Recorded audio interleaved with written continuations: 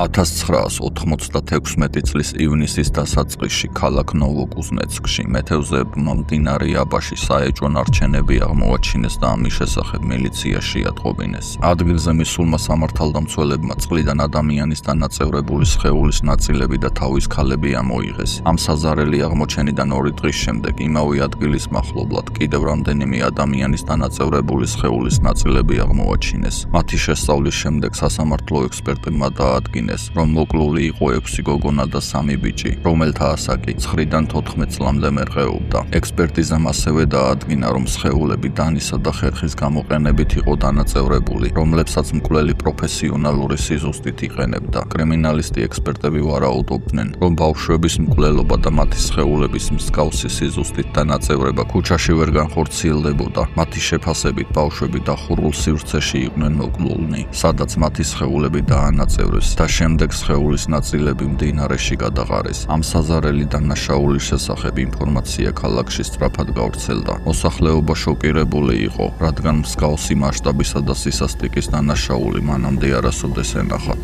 ყველას მხოლოდ ერთი კითხვა აწუხებდა: ვის შეიძლებოდა ჩაეტინა ასეთი შემზარავი დანაშაული და რატომ?